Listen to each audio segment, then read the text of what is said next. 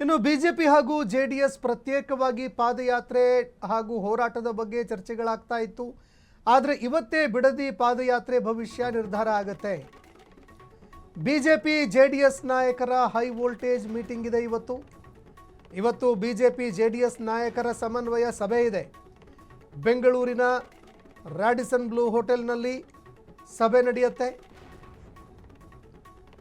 ರಾಜ್ಯ ಸರ್ಕಾರದ ವಿರುದ್ಧ ಹೋರಾಟಕ್ಕೆ ಬ್ಲೂ ಪ್ರಿಂಟ್ ರೆಡಿ ಆಗ್ತಾ ಇದೆ.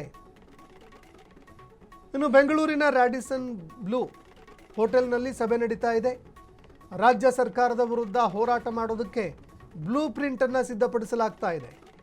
ಛಲವಾದಿ ನಾರಾಯಣಸ್ವಾಮಿ, BY ವಿಜಯೇಂದ್ರ ಸೇರಿ ಹಲವಾರು ನಾಯಕರು ಭಾಗಿಯಾಗಿದ್ದಾರೆ.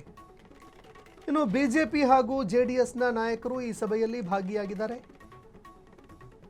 ಪಾದಯಾತ್ರೆ ಪ್ರತ್ಯೇಕವಾಗಿ ಮಾಡಬೇಕಾ ಅಥವಾ ಜೊತೆಗೂಡಿ ಮಾಡಬೇಕಾ? ಹೋರಾಟದ ರೂಪುರೇಷೆಗಳು ಏನಾಗಿರಬೇಕು? ಹೇಗೆ ಹೋರಾಟಗಳನ್ನು ರೂಪಿಸಬೇಕು? ಈ ಒಂದು ವಿಚಾರವನ್ನು ಇಡೀ ರಾಜ್ಯದ ಮನೆ ಮನೆಗೆ ತಲುಪಿಸುವಂತಹ ಕೆಲಸವನ್ನು ಯಾವ ರೀತಿಯಾಗಿ ಮಾಡಬೇಕು? ಬಿಡದಿ ವಿಚಾರಕ್ಕೆ ಸಂಬಂಧಪಟ್ಟಂತೆ ಸರ್ಕಾರವನ್ನು ಯಾವ ರೀತಿಯಾಗಿ ಮಂಡಿ ಊರಿಸಬೇಕು? ಈ ಎಲ್ಲ ವಿಚಾರಗಳಿಗೆ ಸಂಬಂಧಪಟ್ಟಂತೆ ರೂಪುರೇಷೆಗಳನ್ನು ಹೆಣೆಯಲಾಗ್ತಾ ಇದೆ. ದೃಶ್ಯಾವಳಿಯಲ್ಲಿ ನೋಡ್ತಾ ಇದ್ದೀರಿ. ಅನೇಕ ನಾಯಕರು ಇವತ್ತಿನ ಈ ಸಭೆಯಲ್ಲಿ ಭಾಗಿಯಾಗಿದ್ದಾರೆ. ಬಿಜೆಪಿ ಜೆಡಿಎಸ್ನ ಪ್ರಮುಖ ನಾಯಕರು ಈ ಸಭೆಯಲ್ಲಿ ಭಾಗಿಯಾಗಿದ್ದಾರೆ. ಸಾಕಷ್ಟು ವಿಚಾರಗಳಿಗೆ ಸಂಬಂಧಪಟ್ಟಂತೆ ಚರ್ಚೆ ಮಾಡ್ತಾ ಇದ್ದಾರೆ. ಇನ್ನು ತುಂಬ ಗೊಂದಲ ಇತ್ತು ಈ ವಿಚಾರಕ್ಕೆ ಸಂಬಂಧಪಟ್ಟಂತೆ.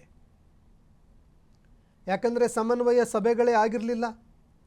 ಬಿಜೆಪಿ ಜೆಡಿಎಸ್ ಮೈತ್ರಿಯಲ್ಲಿ ಏನಾಗತ್ತೆ ಮುಂದಿನ ದಿನಮಾನದಲ್ಲಿ ಅನ್ನೋ ಪ್ರಶ್ನೆಗಳು ಕೂಡ ಎದುರಾಗ್ತಾ ಇತ್ತು. ಅದಕ್ಕೆ ಪ್ರಮುಖ ಕಾರಣ ಎರಡೂ ಮೈತ್ರಿ ಪಕ್ಷಗಳಲ್ಲಿ ಇದ್ದಂತಹ ಗೊಂದಲ. ಹೀಗಾಗಿ ಈ ಗೊಂದಲಕ್ಕೆ ಇನ್ನಾದರೂ ತೆರೆ ಬೀಳುತ್ತಾ ಅನ್ನುವಂಥದ್ದನ್ನು ನೋಡಬೇಕಾಗತ್ತೆ. ಯಾಕಂದರೆ ಇವತ್ತಿನ ಈ ಒಂದು ಸಭೆ ತುಂಬ ಮಹತ್ವದ್ದು. ಇದೇ ಸಭೆಯಲ್ಲಿ ಹೋರಾಟದ ರೂಪುರೇಷೆ ವಿಚಾರಕ್ಕೆ ಸಂಬಂಧಪಟ್ಟಂತೆ ಚರ್ಚೆ ಮಾಡಲಾಗುತ್ತೆ. ಹಾಗೆ ಮುಂದಿನ ದಿನಮಾನದಲ್ಲಿ ಯಾವ ರೀತಿಯಾಗಿ ಹೋರಾಟಗಳನ್ನು ರೂಪಿಸಬೇಕು, ಮುಂದಿನ ದಿನಗಳಲ್ಲಿ ಯಾವ ರೀತಿಯಾಗಿ ಎರಡು ಪಕ್ಷಗಳ ನಡುವೆ ಸಮನ್ವಯತೆಯನ್ನು ಕಾಯ್ದುಕೊಂಡು ಹೋಗಬೇಕು, ಈ ಎಲ್ಲ ವಿಚಾರಗಳಿಗೆ ಸಂಬಂಧಪಟ್ಟಂತೆ ಇವತ್ತು ಚರ್ಚೆ ಆಗ್ತಾ ಇದೆ. ದೃಶ್ಯಾವಳಿಯಲ್ಲಿ ನೋಡ್ತಾ ಇದ್ದೀರಿ. ಇನ್ನು ಬಿಡದಿ ವಿಚಾರಕ್ಕೆ ಸಂಬಂಧಪಟ್ಟಂತೆ ರಾಜ್ಯ ಸರ್ಕಾರ ಕೂಡ ಈಗ ಹಿಂದೆಟಾಕಿದೆ. ಇಲ್ಲ, ನಾವು ರೈತರ ಜಮೀನನ್ನು ಒತ್ತಾಯಪೂರ್ವಕವಾಗಿ ಪಡ್ಕೊಳ್ಳೋದಿಲ್ಲ ಅಂತ ಸರ್ಕಾರ ಕೂಡ ಹೇಳಿಬಿಟ್ಟಿದೆ. ಹಾಗಾಗಿ ಬ್ಯಾಕ್ ಫುಟ್ಗೆ ಬಂದಂತಾಗಿದೆ ಈಗ ಒಂದು ಕಡೆ ಜೆಡಿಎಸ್ ಹಾಗೂ ಬಿಜೆಪಿಗಳಿಗೆ. ಈಗ ಜೆಡಿಎಸ್ ಹಾಗೂ ಬಿಜೆಪಿ ಎರಡು ಪಕ್ಷಗಳು ಪಾದಯಾತ್ರೆಯನ್ನು ಯಾವಾಗ ಆರಂಭ ಮಾಡುತ್ತೆ, ಪಾದಯಾತ್ರೆಯಲ್ಲಿ ಯಾರ್ಯಾರು ಭಾಗಿಯಾಗಬೇಕು, ಎಲ್ಲೆಲ್ಲಿ ಹಾದು ಬರಬೇಕು ಈ ಪಾದಯಾತ್ರೆ, ಮಾರ್ಗ ಮಧ್ಯದಲ್ಲಿ ಎಲ್ಲೆಲ್ಲಿ ಕಾರ್ಯಕ್ರಮಗಳಾಗಬೇಕು, ಸ್ಟೇಜ್ ಕಾರ್ಯಕ್ರಮಗಳು ಆಗಬೇಕು, ವೇದಿಕೆ ಕಾರ್ಯಕ್ರಮಗಳು, ಜೊತೆಗೆ ಬೆಂಗಳೂರಿಗೆ ಬಂದ ನಂತರ ಇಲ್ಲಿ ಯಾವ ರೀತಿಯಾಗಿ ಹೋರಾಟಗಳನ್ನು ರೂಪಿಸಬೇಕು, ರಾಜ್ಯ ಸರ್ಕಾರವನ್ನು ಯಾವ ರೀತಿಯಾಗಿ ಈ ವಿಚಾರದಲ್ಲಿ ಕಟ್ಟಿ ಹಾಕಬೇಕು, ಇಕ್ಕಟ್ಟಿಗೆ ಸಿಲುಕಿಸಬೇಕು. ಯಾಕಂದರೆ ಮುಂದೆ ಅಧಿವೇಶನ ಕೂಡ ಬರ್ತಾ ಇದೆ.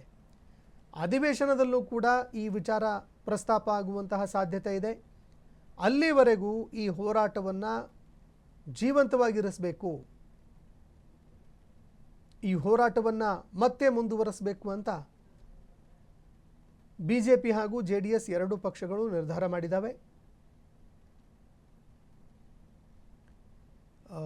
ಅಲ್ಲಿಯವರೆಗೆ ಅಧಿವೇಶನದವರೆಗೆ ಯಾವ ರೀತಿಯಾಗಿ ಬೆಳವಣಿಗೆಗಳಾಗುತ್ತೆ ಅದನ್ನು ಕೂಡ ನೋಡಬೇಕಾಗತ್ತೆ. ಪಾದಯಾತ್ರೆ ಯಾವಾಗ ಆರಂಭ ಆಗುತ್ತೆ, ಜೊತೆಗೆ ಪಾದಯಾತ್ರೆಯಲ್ಲಿ ಏನೇನೆಲ್ಲ ನಡೆಯುತ್ತೆ,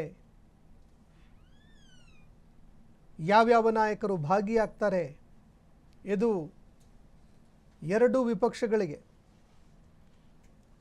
ಬಿಜೆಪಿ ಹಾಗೂ ಜೆಡಿಎಸ್ ಎರಡೂ ಪಕ್ಷಗಳಿಗೆ ಯಾವ ರೀತಿಯಾಗಿ ಬಲ ತುಂಬುತ್ತೆ ಈ ಹೋರಾಟ, ರಾಜಕೀಯವಾಗಿ ಲಾಭ ನೀಡುತ್ತೆ ಅನ್ನುವಂಥದ್ದನ್ನು ಕೂಡ ನೋಡಬೇಕಾಗತ್ತೆ.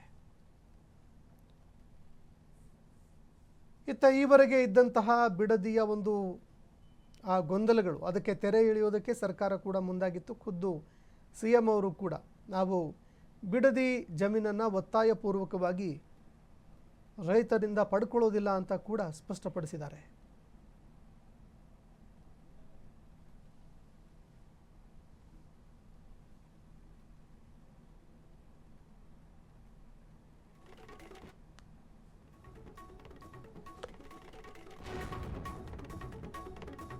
ಇನ್ನು ಹೈ ವೋಲ್ಟೇಜ್ ಸಭೆಯಲ್ಲಿ ಪ್ರಮುಖ 2 ಅಜೆಂಡಾಗಳ ಬಗ್ಗೆ ಚರ್ಚೆ ಆಗ್ತಾ ಇದೆ. JDS ಕರೆ ಕೊಟ್ಟಿರುವಂತಹ ಬಿಡದಿ ಪಾದಯಾತ್ರೆಯಲ್ಲಿ BJP ಭಾಗಿಯಾಗತ್ತೆ ಅಥವಾ ಇಲ್ಲ, ಈ ವಿಚಾರಕ್ಕೆ ಸಂಬಂಧಪಟ್ಟಂತೆ ಇನ್ನೂ ನಿರ್ಧಾರ ಆಗಿಲ್ಲ. ಇನ್ನು ಮೊನ್ನೆ ದೆಹಲಿಯಲ್ಲಿ BJP ನಾಯಕರು ಮತ್ತು HD ಕುಮಾರಸ್ವಾಮಿ ಅವರು ಮಾತುಕತೆ ನಡೆಸಿದ್ರು. ಜಂಟಿಯಾಗಿ ಪಾದಯಾತ್ರೆ ಮಾಡುವ ಬಗ್ಗೆ ಅಂತಿಮ ನಿರ್ಧಾರ ಇನ್ನೂ ಪೆಂಡಿಂಗ್ ಇಟ್ಟಿದ್ದಾರೆ ಮೈತ್ರಿ ಪಕ್ಷದ ನಾಯಕರುಗಳು. ಇನ್ನು ಇವತ್ತಿನ ಸಭೆಯಲ್ಲಿ ಅಭಿಪ್ರಾಯಗಳನ್ನು ಒಗ್ಗೂಡಿಸಿ ಒಂದು ಫೈನಲ್ ಡಿಸಿಷನ್ ತೆಗೆದುಕೊಳ್ಳಲಾಗುತ್ತೆ. ಜಂಟಿ ಪಾದಯಾತ್ರೆ ಬಗ್ಗೆ ಮೈತ್ರಿ ನಾಯಕರು ತೀರ್ಮಾನ ಮಾಡಲಿದ್ದಾರೆ. ವಿಧಾನಮಂಡಲ ಅಧಿವೇಶನದಲ್ಲಿ ಸರ್ಕಾರವನ್ನು ಕಟ್ಟಿಹಾಕುವ ಬಗ್ಗೆ ಪ್ರಮುಖವಾಗಿ ಚರ್ಚೆ ನಡೀತಾ ಇದೆ. BJP JDS ಒಟ್ಟಾಗಿ ಸರ್ಕಾರದ ವಿರುದ್ಧ ರಣತಂತ್ರವನ್ನು ಹೆಣೆಯೋದಕ್ಕೆ ತಯಾರಿ ಮಾಡ್ತಾ ಇದ್ದಾವೆ. ಇನ್ನು ಸಹಜವಾಗಿ ಒಂದು ಕಡೆ ರೈತರು ಕೂಡ ತೀವ್ರವಾಗಿ ಹೋರಾಟ ಮಾಡಿದ್ರು ಈ ವಿಚಾರಕ್ಕೆ ಸಂಬಂಧಪಟ್ಟಂತೆ. ಸರ್ಕಾರ ಕೂಡ ಬಿಡದಿಯ ಒಂದು ಜಮೀನನ್ನು ನಾವು ಒತ್ತುವರಿ ಮಾಡಿಕೊಳ್ಳೋದಿಲ್ಲ ಅಂತ ಒಂದು ಕಡೆ ಸ್ಪಷ್ಟೀಕರಣ ಕೊಟ್ಟಿದ್ದಾರೆ. ಮತ್ತೊಂದು ಕಡೆಯಲ್ಲಿ ಈ ಹೋರಾಟವನ್ನು ಜೀವಂತವಾಗಿಡೋದಕ್ಕೆ BJP ಹಾಗೂ JDS ಮುಂದಾಗ್ತಾ ಇದ್ದಾವೆ. ಇದು ಅಧಿವೇಶನದಲ್ಲೂ ಕೂಡ ತೀವ್ರವಾಗಿ ಸದ್ದು ಮಾಡುವಂತಹ ಸಾಧ್ಯತೆ ಇದೆ. ಯಾಕಂದರೆ ಎದುರಿಗೆ ವಿಧಾನಮಂಡಲ ಅಧಿವೇಶನ ಬರ್ತಾ ಇದೆ. ಇದೇ ಸಂದರ್ಭದಲ್ಲಿ ಅಧಿವೇಶನದಲ್ಲಿ ಈ ವಿಚಾರ ಪ್ರಬಲವಾಗಿ ಚರ್ಚೆ ಆಗುವ ಸಾಧ್ಯತೆ ಇದೆ. ಅಲ್ಲೂ ಕೂಡ ಹೋರಾಟಗಳನ್ನು ಮಾಡುವಂತಹ ಸಾಧ್ಯತೆ ಇದೆ. ಅಧಿವೇಶನದ ಒಳಗೆ ಹಾಗೆ ಹೊರಗೆ ಎರಡೂ ಕಡೆಗಳಲ್ಲೂ ಕೂಡ ಹೋರಾಟಗಳನ್ನು ರೂಪಿಸುವ ಬಗ್ಗೆ ಚರ್ಚೆಗಳು ನಡೀತಾ ಇದೆ.